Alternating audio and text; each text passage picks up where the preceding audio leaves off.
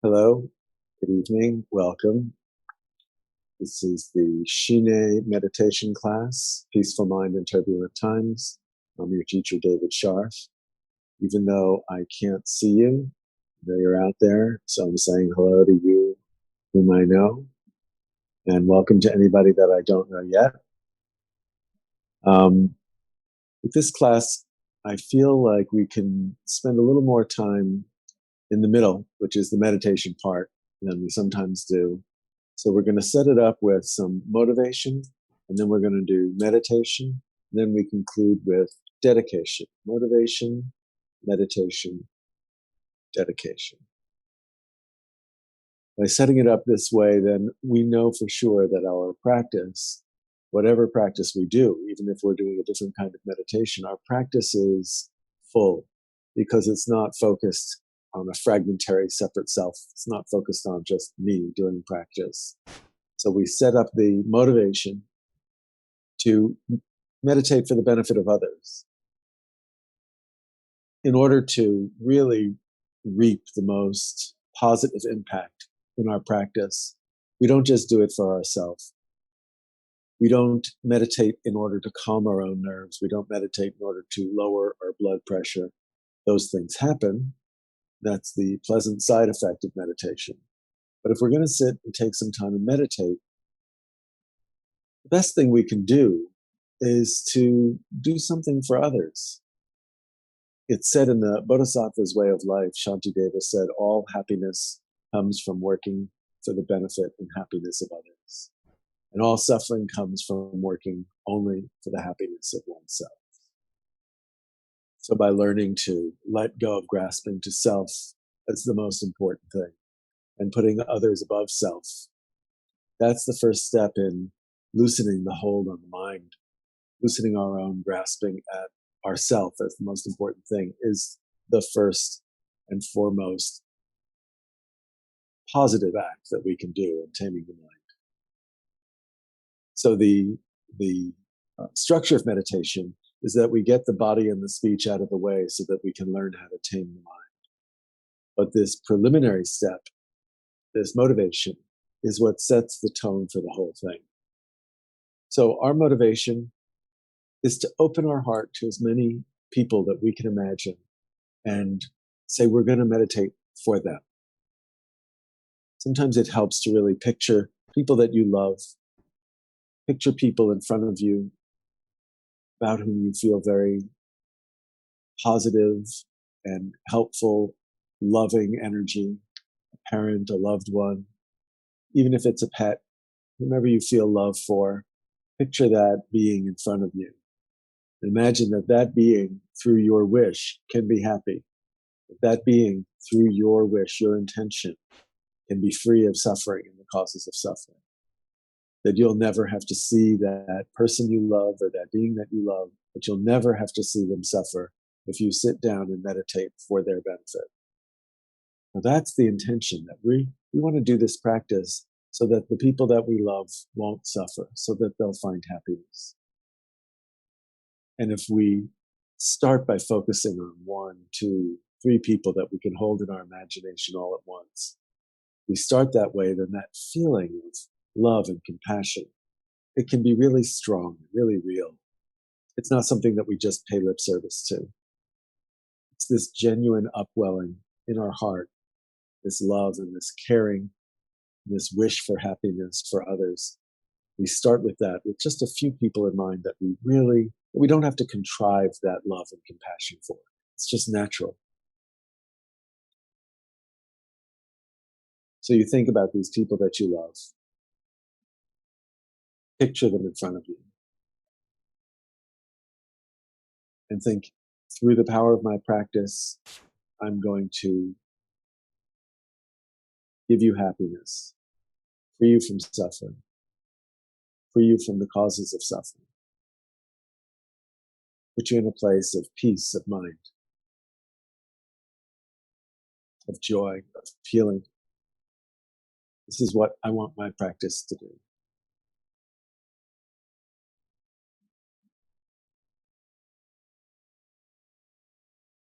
Take a deep breath in, holding that thought.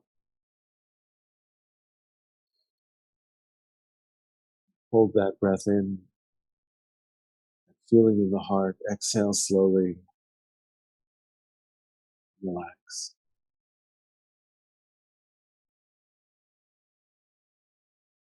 And then in your imagination, spread that out a little. Imagine more people that you know, that you've loved in the past, that you've known in the past, even people that you haven't liked in the past, people that you know in the present, love in the present, feel neutral about or don't like. Think of all these people arrayed in front of you like an ocean of beings. Imagine that that ocean of beings just keeps going farther and farther back until you can't even see their heads anymore. This ocean of beings all around you. And think, no matter who these beings are, loved or detested, I share something in common with all of them, which is that I wake up in the morning, I want to be happy. I want to be free of suffering. So all these beings, whether I love them or not, all of them have that same wish. So there's something that I have in common with all of them. There's something that I have that's uniquely in common with all these beings, which is that we want happiness. So if we can discount everything else and just focus on that one commonality, we all want to be happy. We all want to be free of suffering. And you take that as a starting point and you say, okay, I'm with you. I want happiness. I want to be free of suffering, and I want that for you too. So I'm going to sit and meditate. I'm going to sit and meditate for the benefit of all of you beings, as many as I can imagine, and all the ones beyond my imagination. I'm going to meditate to benefit all beings, so that all beings can find happiness and be free of suffering. You're going to take a deep breath in, and when you hold it, feel in your heart that feeling of love. Spread it out. When you exhale, let it just spread farther and farther, as far as you can imagine, that love going out all the way to the reach and range of your imagination, and let go of it there. Let it go. Take a deep breath into your heart.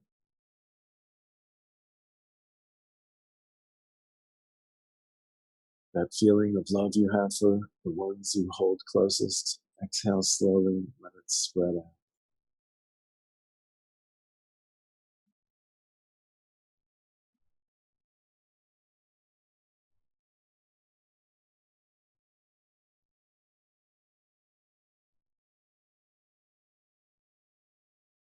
That's our preliminary. That's our preparation. We open our heart like that so that our mind, when we're working with it, isn't caught up and contracted. We open our mind with our heart so that there isn't this constriction of fear or tightness of concern for self. We broaden that energy of the mind out, away from just clinging to self. And then the practice is about letting go of self. So it's an odd concept to say letting go of self.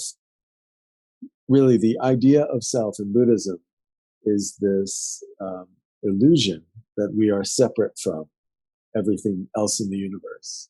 So yes, we all feel a self. It's not like this feeling of I am who I am goes away. We feel this experience of self, and there's no annihilation of that through meditation. We don't subtract that feeling quality of I'm here. What we do, though, is we recognize that it isn't something permanent. It isn't something solid. It isn't something lasting that we can say, I'm here. I've always been here. I'm always going to be here. And that's called eternalism. And that's not true. That's an illusion. So we all hold this illusion that we're here. That means we're just going to be here. In the next breath, I'm going to be here. The following breath, I'm going to be here. This sense of continuity that's going to be unbreakable. So this is this idea of self, of being this ongoing, unbreakable series of moments. That's an illusion. We don't know when it's going to happen, but this life ends for all of us. And so the illusion of eternalism is something we can totally understand if we're saying, oh, do I last forever? We know that we don't. But the illusion that there is a continuous self from moment to moment, from day to day, year to year, throughout our years, that there's a self that is the same through all of that, that's an illusion. So this idea of same self continuing, that's what we're going to learn to let go of and relax our hold on. Because that sense of self is what makes us be self-serving rather than working for the benefit of others. The more we loosen our grip on that sense of self as being paramount, permanent, most important, the more we loosen that grip, the more open we become, and the more natural and true we can be in every moment, rather than being caught up in our head thinking about how everything affects me. So we've started by shifting the attention away from self to think of all these other beings and wishing them happiness, sending that love out from our heart, letting our heart expand and grow. And then in the practice, we let go. We let go over and over again. We let go of body, we let go of speech, we let go of mind. And by letting go, I just mean we stop holding on to the idea, holding on to the tension, holding on to that constriction around self. Just learning to breathe and rest in the present moment. But we don't realize this habit that we've built up with our body, always in some kind of tension, always in movement. You know, we're going somewhere, we're shifting. Even when we're asleep, we're moving, tossing, turning. This habit of the body to move, it's so strong, we don't even notice it. We don't even realize that we're moving almost all the time. Even when we feel like we're being still, we're usually still moving. We're adjusting our shoulder, or we're moving a finger, or holding tension in some part of our body. So for our meditation, what we're going to do is let go of that. We're going to pay attention to the body.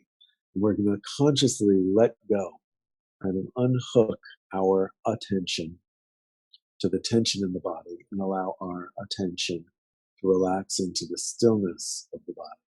If you let the body go, if you stop moving it, shifting it, if you just let it go, it settles naturally into stillness. That's the body's peaceful state. The natural peaceful state of the body is stillness. If we don't adjust it or modify it at all, it just rests there.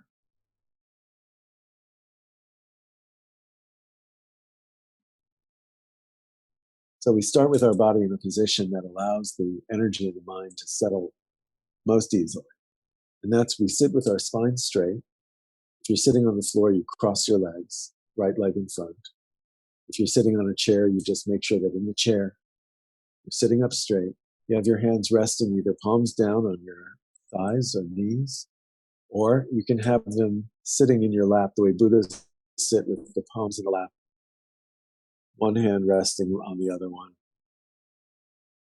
Palms up, knuckles down, or just resting, palms down. Either way works. So you're sitting with your legs crossed or straight up and down. Your spine is straight. Your hands are resting. Then we tuck the chin in just a little bit so that the spine is straight, going right up to the base of the skull. And you leave your eyes open slightly. Not wide open, but just slightly open so that you can pick a spot on the wall or on the floor. Find a spot that's right in the middle, right in front of you, where your eyes can rest without having to move them, where your eyes can just settle. So a mark or a dot, a spot that you can find so that your eyes aren't wandering this way or that.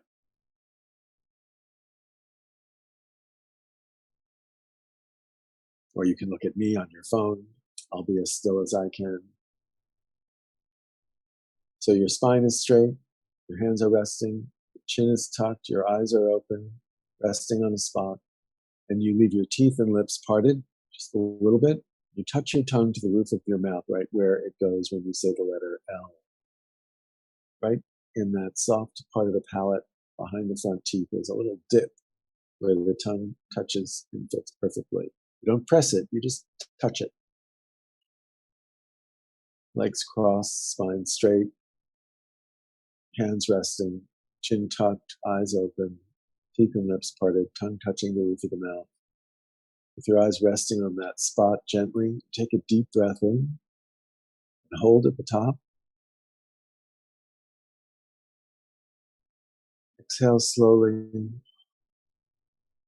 Let the body go. Let it relax. So,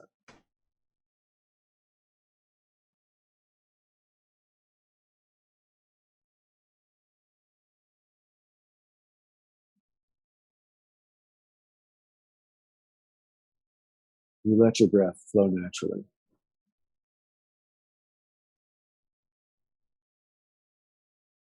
So you're letting your body settle into this comfortable stillness, this natural, peaceful state. And your breath, you let it flow naturally. You don't modify it or alter it. We don't even notice that either, but usually while we're breathing, we're altering it. We're holding it, we're moving it. We don't even notice that unconsciously we're modifying our breath. And when we speak, we're consciously modifying. When we're sitting in meditation, we do neither. We don't speak, and we don't modify the breath by holding or forcing. Only occasionally when we do these conscious inhalations and exhalations, then we're modifying it in that way, only so that we can then stop and let it flow naturally.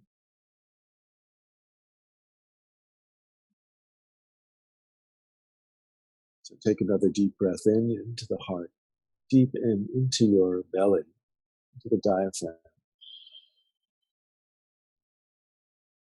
Hold and exhale. Let the body settle.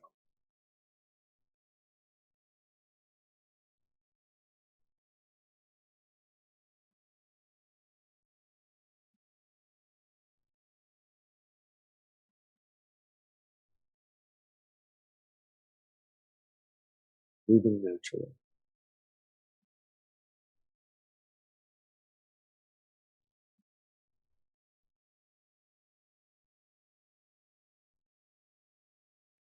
So sitting and breathing, this comfortable state. And observing whatever spot you're looking at. You can see that spot, but you can also see everything else in your visual field, even all the way around to the sides with your peripheral vision.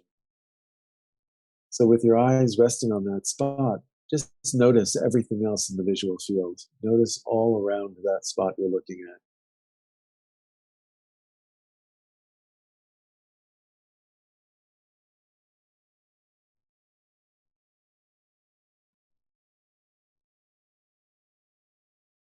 And listen. Listen, you hear the sound of my voice, but you may hear other sounds around you. Maybe there are sounds coming in from outside. Maybe there are voices. Whatever sounds you hear, notice those sounds. Listen to them. Don't fixate. Just notice the sound. So your eyes are resting on the spot and you're noticing the field of vision. You're listening. You hear some sounds, even if it's just the sound of my voice. And let your ear consciousness, your auditory consciousness relax. So you're just listening without trying to pinpoint. It's not like you're listening to hear a specific sound. You're just in this open state of listening and looking. Sitting and breathing, listening and looking.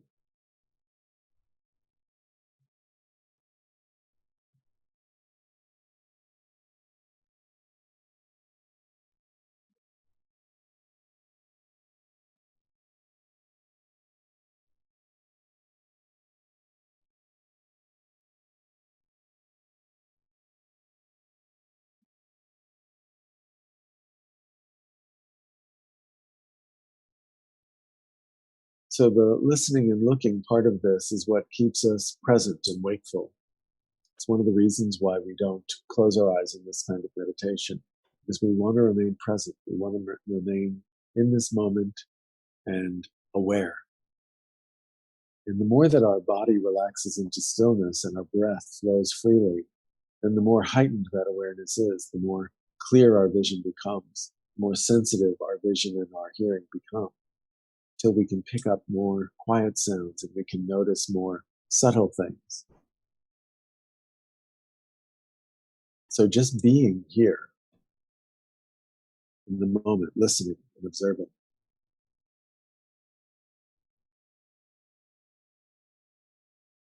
It's kind of the foundation of both Shi-Nay, this practice of calm abiding, and Tame, which is vipassana, mindfulness. Just sitting and breathing, observing, being present.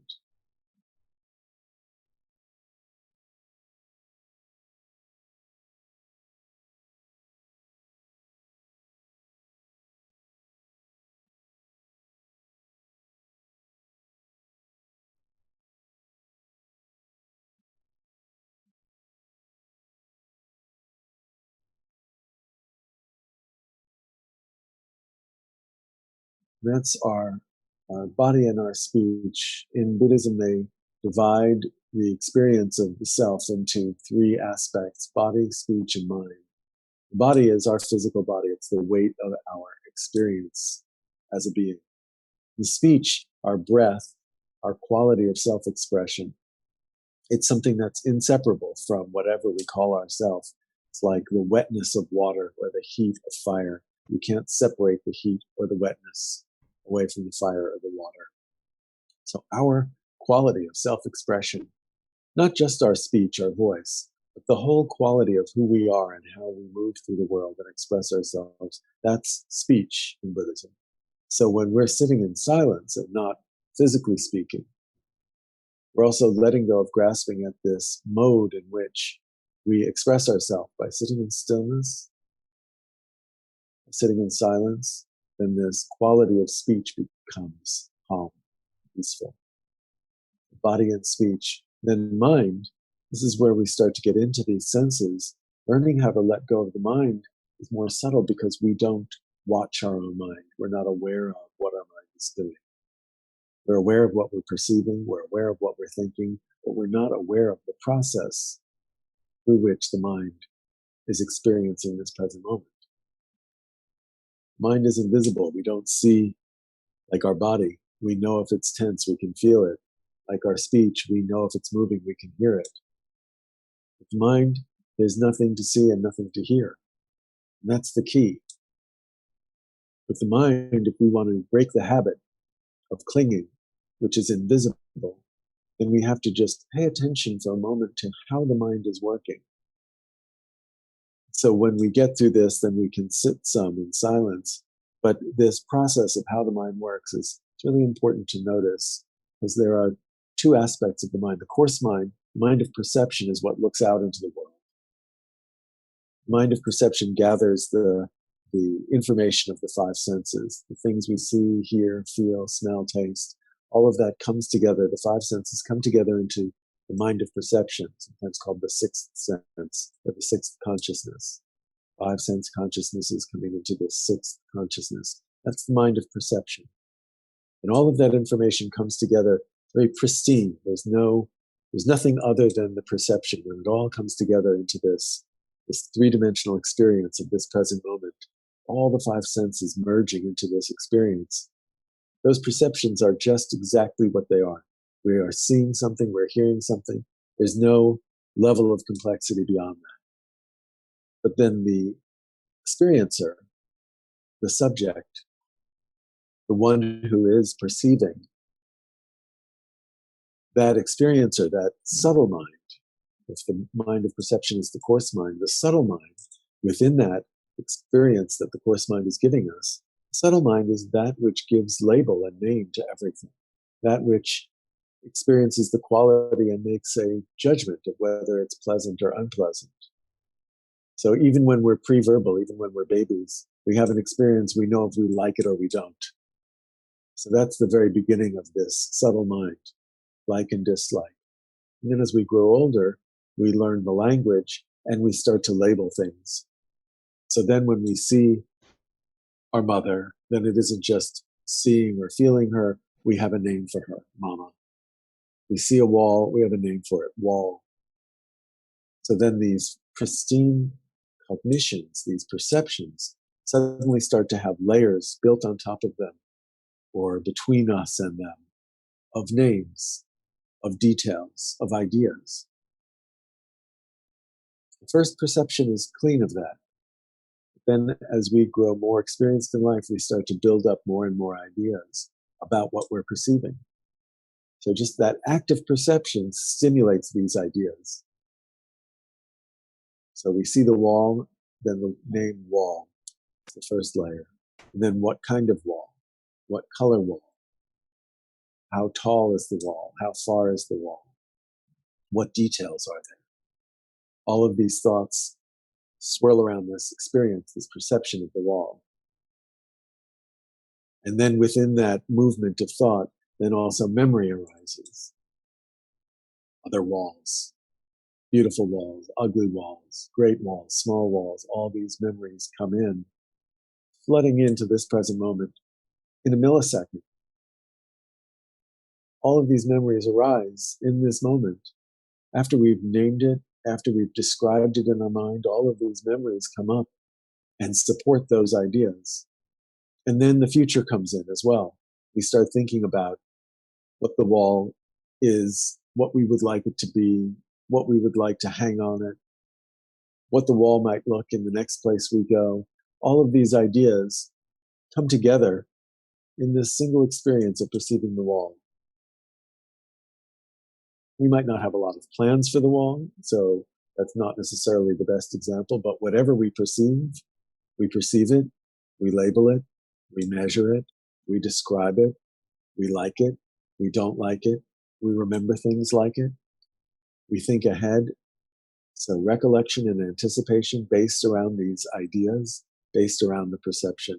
So all of this is going on in a continuum. Perception, naming, judging, liking or disliking, memory, anticipation, all of these things are moving in a continuum. We don't have to do anything. It happens automatically. Not only that, we can't stop it from happening. So it isn't like we're trying to control our thoughts or stop our thoughts. We're just trying to notice that while we're sitting here in stillness and breathing in silence, that all of this perception is going on. All of this perception is going on.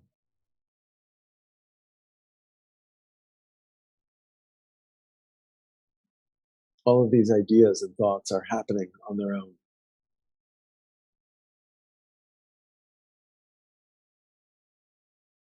We notice that flow, perception, and all the thoughts that come with it.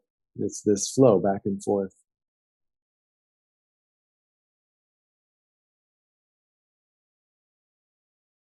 And yet this flow happens through a medium, through the medium of the openness around us. We perceive through this openness. The light moves through this openness. It's how we see forms. The sound moves through this openness to reach our ears. So this openness all around us, this space that we perceive through. Without that space, we wouldn't see, hear, feel, smell, taste, anything. So that space is a necessary part of our perception. It's the most necessary part of our perception. But we don't usually pay attention to it because there's nothing there. We're fixed on the objects of the senses, not paying attention to the medium through which we're perceiving, the medium of space, of openness through which these waves reach our senses. And this is key because whatever we're perceiving, we can label, and then memory and anticipation come up. But if we try to focus on the space, there's no thing there that we can name. We can call it space, but space is the name that we give to something that is empty of anything. We give the name space to the absence of anything. So that absence means there's nothing that we can remember about it.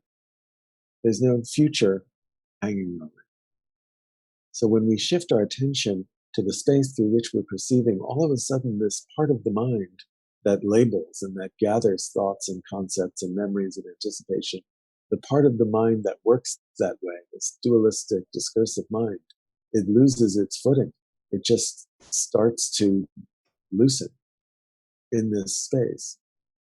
There's no place for thoughts to hang in space. They just dissolve. So whatever we're perceiving coming through the space, that's one thing. But the space itself, there's no thing there. There's no inner or outer to the space, no top or bottom, no beginning or middle or end to the space. The things we perceive, sound waves, light waves, beginning, middle, end.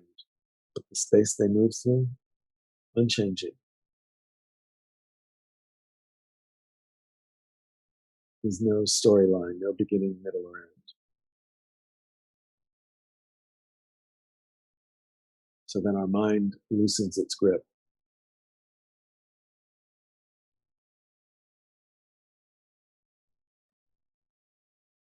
The mind of perception, the coarse mind, loosens its grip, then relaxes and spreads a little into this space through which we're perceiving. Perception still continues. The mind loosens. And then this inner subtle mind that labels, names, recalls, anticipates, this subtle mind is fixated on thought. We think we are our thoughts. But if we even look at that language, my thought, I think I am my thought. If it's my thought, then it can't be all of me. Even all of our thoughts. Those are things that we have. They're not who we are. So if we look within at our mind and all the thoughts that we have, the names, the labels, the ideas, the memories, the imagination, all of these things, these thoughts, have this same kind of narrative, this beginning, middle, and an end. They arise and they dissolve. But where do the thoughts arise and dissolve? In this openness of the mind. That's like the openness around us. It's changeless. It's indescribable. Calling it openness is just a name we give to the absence of there being anything to name.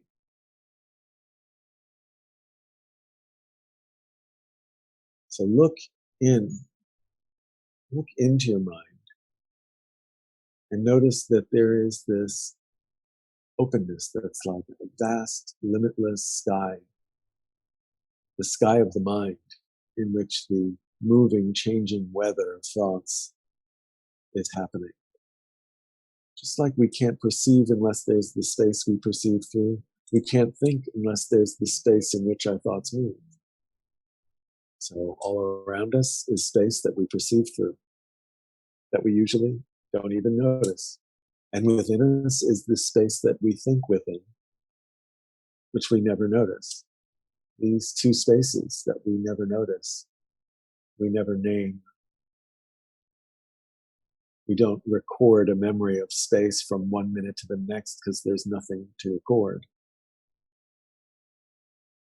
This space is the openness, the natural freedom of the mind, the natural peaceful state of the mind, the stillness of the mind in which thoughts move,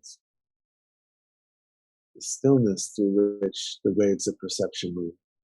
So ever-changing objects of perception and ever-changing thoughts and experiences of the self in response to them are happening in this never-changing openness around us and within us, this openness that can't be described, this never-changing openness, this stillness of the mind.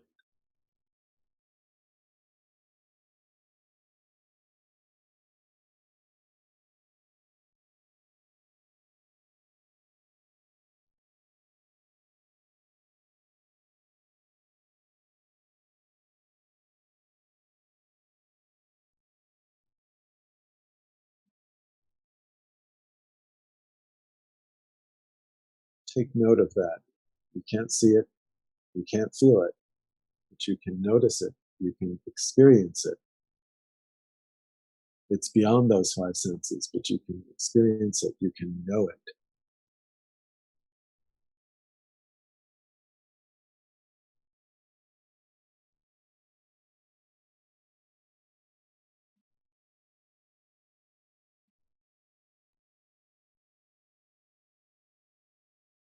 So we're going to take a deep breath in, and as you inhale, notice that you're drawing in this air that you're breathing is this openness. It's inseparable. As you're breathing the air in, you're breathing openness into your heart and your mind. You hold it there for a moment, and then as you're exhaling, you're breathing out this openness of your mind into the space around you. Breathing the space around you in, breathing the openness of the mind out. So take a deep breath in slowly and hold the breath.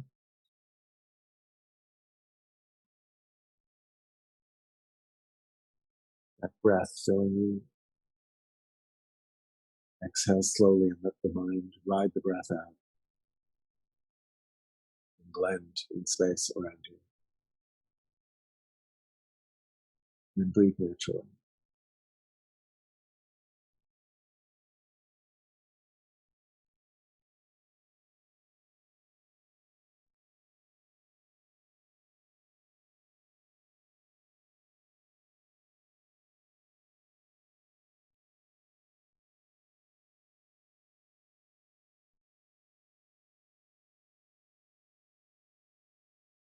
Breathing in, breathing out naturally. Feel that openness of the air you breathe. Openness, which your thoughts move. It won't stop. It's like a river thought. But you step back so you don't need to be caught in it. You notice it. You see the thoughts moving. Let go. Let them move. Let them go. Notice the space in which you can be observing thought. Not being your thoughts, but observing your thoughts.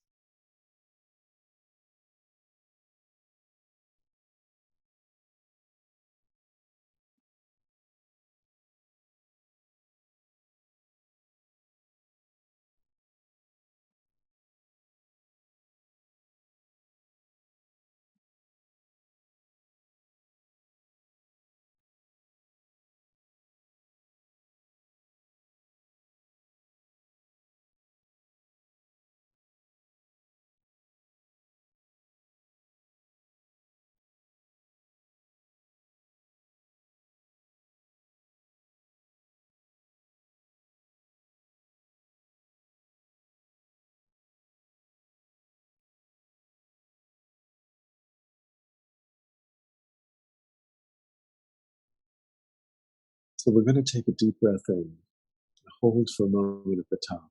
Then as we exhale, just feel everything letting go, relaxing. And exhale slowly through pursed lips, like that. Letting the breath flow slowly through the pursed lips. And when we get to the bottom of the breath, you just relax there for a moment. You don't breathe all the way out. You just breathe out until the body stops.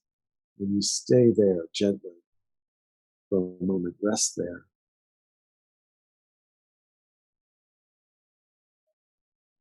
We're going to breathe in. We're going to hold it for a moment. We're going to breathe slowly out through pursed lips. Get to the bottom of the breath. Just relax and rest there for a moment. Might be just a few seconds before you need to breathe again. As soon as you need to breathe again, inhale and breathe naturally again. Go back into your natural breathing. That few moments at the bottom of the breath, just rest and let go. Don't think, just let go. Big sigh of relief. Ah, stop. So take a deep breath in slowly and then hold it.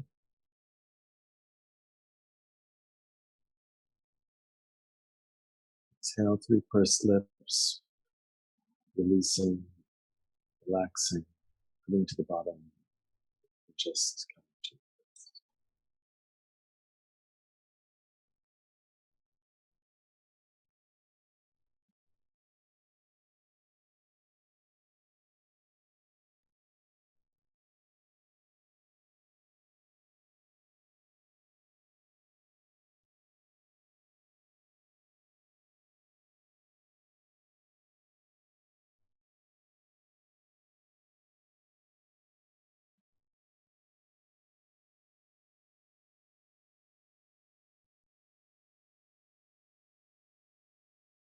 soon as you need to inhale, you inhale again. Breathe naturally. Rest. Even as you're breathing, just feel that calm, that peacefulness that you experience at the bottom of the breath. Just feel that even when you start to breathe again.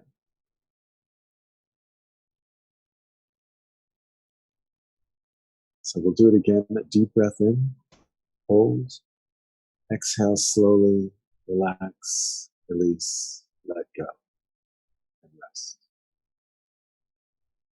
So deep breath in and hold.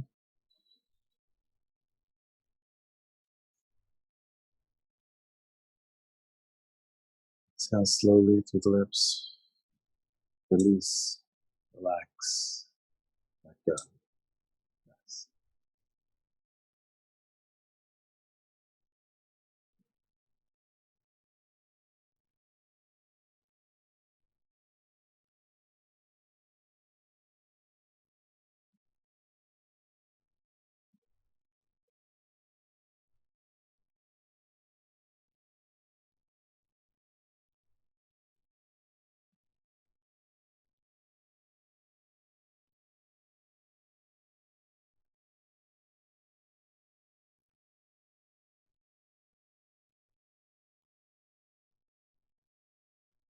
And feel that stillness.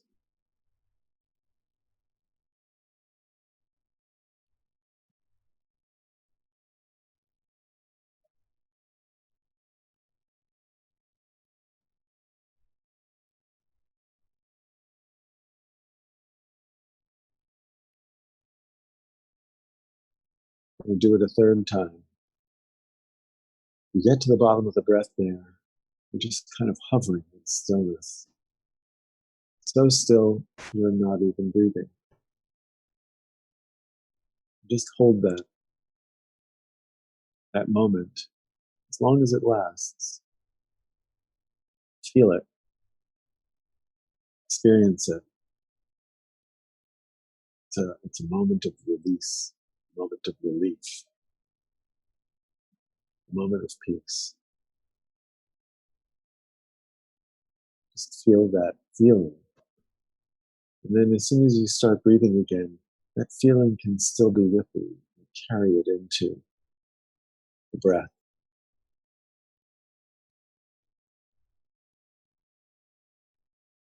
Be with it even as you start to breathe again. So take a slow breath in, breathe in deeply and hold.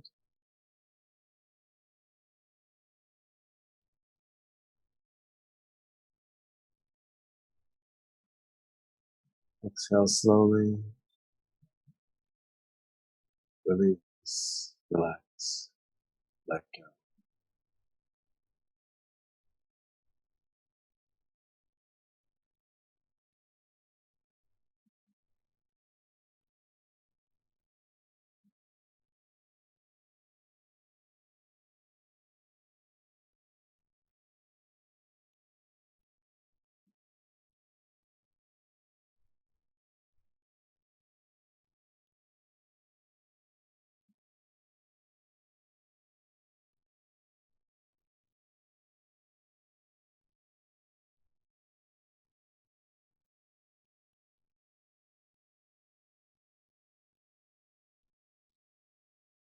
There's something that happens there. It's like when a noise stops and you didn't realize the noise was going on, suddenly everything becomes very silent. And the mind is like, oh,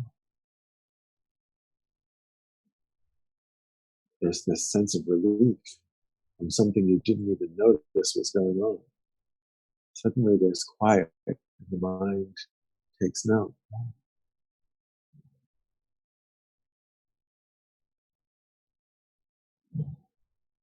A kind of wakefulness that we don't usually experience. This pause.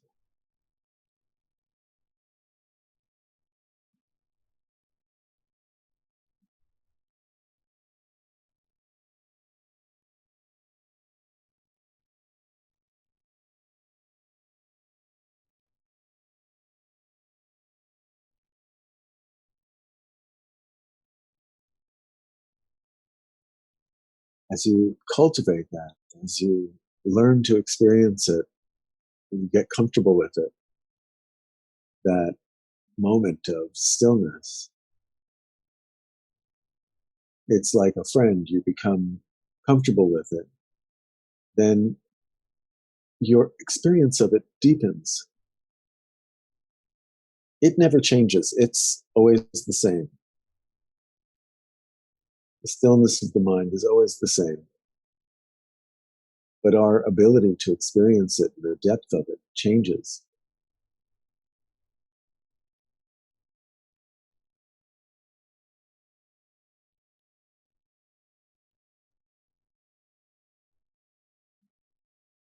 It becomes a touchstone, something we can connect with when we recognize that we're stirred up and that our mind is moving and that our body is tense and we're out in the world, or as the case may be now when we're in our apartment and things are bombarding us and trying to capture our attention. If there are things that are creating fear,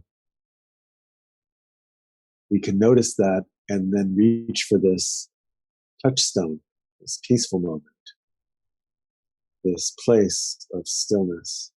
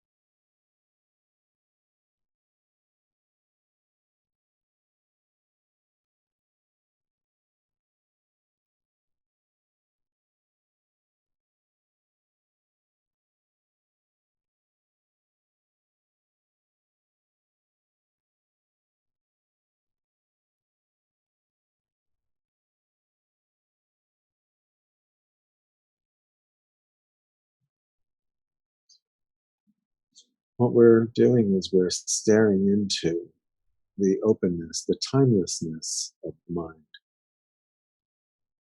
That openness and timelessness, that stillness and silence, that limitlessness of that which can't be described. It's free of describable features. It's free of a place where it begins or a destination where it ends. We're staring into freedom. We're staring into liberation of the mind from its ordinary narrative.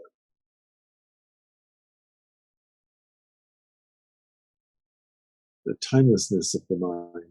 It's like the sky. We use the sky analogy because if you sit and you stare into the sky, we say we're looking into the sky or we see the sky. What are we seeing? When we look at the sky, what are we seeing? Is there anything that we're seeing? It appears blue, but what is it? Where is it? That blueness is an illusion. What are we looking at? We're staring into the openness around us with no thing to see.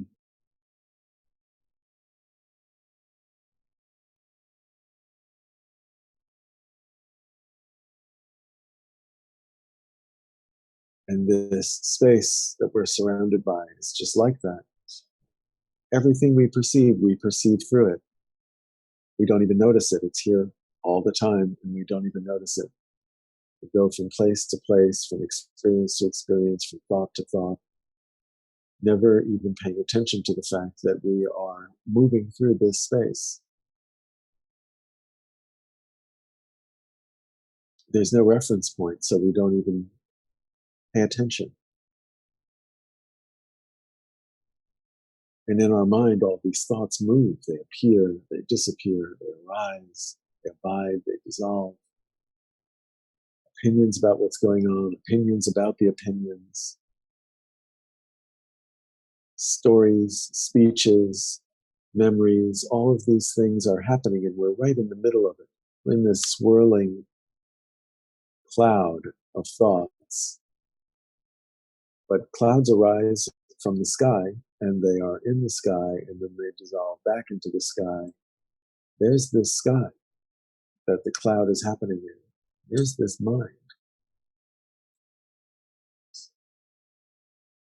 This sky-like mind that thoughts are happening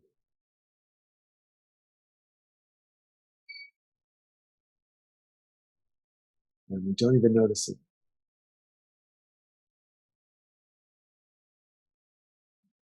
This landscape of thoughts, everything that we're thinking about, the present moment, about the past, about the future, the fast-moving thoughts of opinions, the slower-moving thoughts of beliefs. Some thoughts seem very stable, this idea of a self, these concepts, still are thoughts that have a beginning and a middle and an end. But still are arising in the openness of the mind.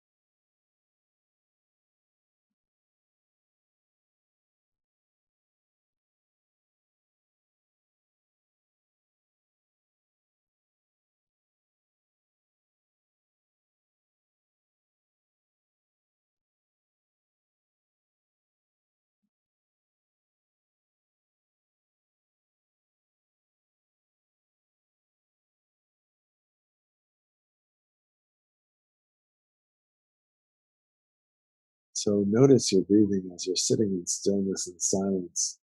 Your breath is flowing naturally, gently, in and out. Notice it. Notice what's moving, the air outside of you coming into you,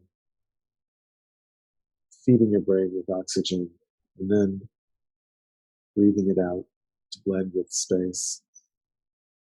Air blending with air, mind blending with mind. Just notice this breath movement, blending what's around us with what's within us, what's within us with what's around us.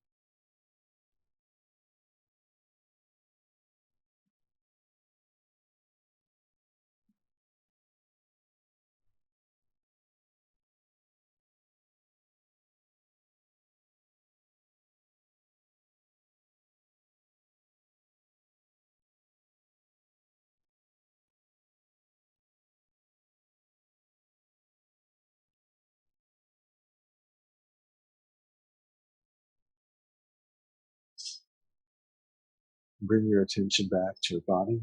Feel your body, or tension anywhere. Notice that. Breathe in, breathe out. Consciously relax that spot wherever the tension might arise. Notice your breath, that feeling, the air coming in, going out, wind mixing with wind.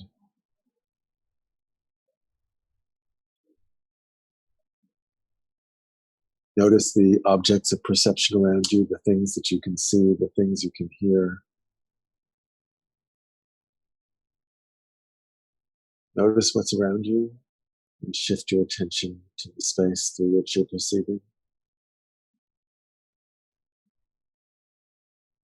You inhale, exhale into that space around you. Inhale deeply and hold.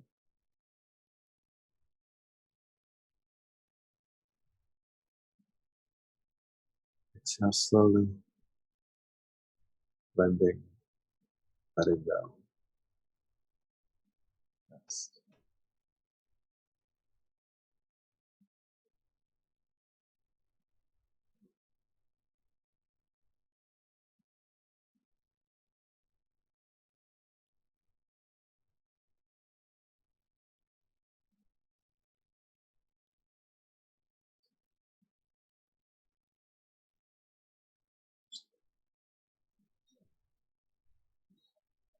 Looking into the mind.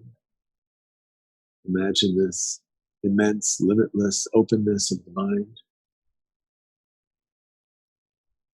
Whatever thoughts are moving in it, just these small little thoughts, these ripples in this vast open ocean of the mind, these wisps of cloud in the open sky of the mind. Whatever thoughts we have, they are tiny compared to this vastness of the mind. And their movement is the movement of the mind, but the stillness of the mind is vast. So looking within, experience this stillness. Notice this openness, this vastness.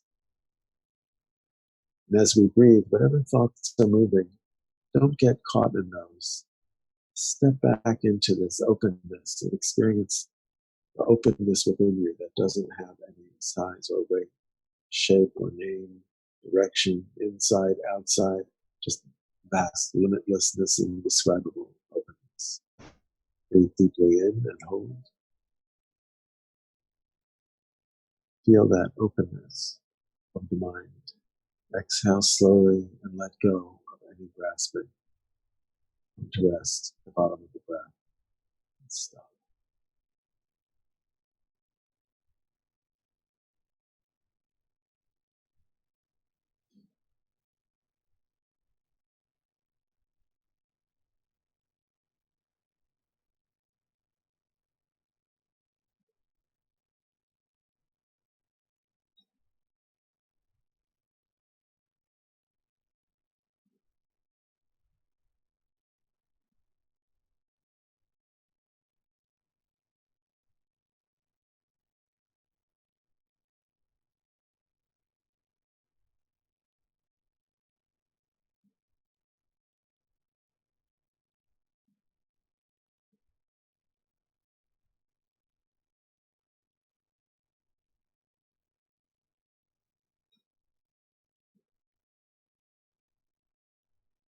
Coming to that again and again, that stillness. So that's our practice. We conclude through dedicating the merit, whatever positive energy we've accumulated doing this practice, which is vastly magnified by doing it for the benefit of others. This merit that we've gathered, we offer that to the very beings we sat down to benefit, those beings that we love, that we sat down to wish happiness for, to wish freedom from suffering for. We take all this merit and we give it to them. This prayer of dedication takes all of that into account. Throughout my many lives and until this moment, whatever virtue I've accomplished, including the merit generated by this practice and all the merit I'll ever attain, this I offer for the welfare of sentient beings. May sickness and suffering decrease for them, and wisdom and compassion increase for them in this and every future life. May I clearly perceive all experiences to be as insubstantial as the dream fabric of the night, and instantly awaken to perceive the pure wisdom display in the arising of every phenomenon. May I swiftly attain enlightenment in order to work ceaselessly for the liberation of all sentient beings.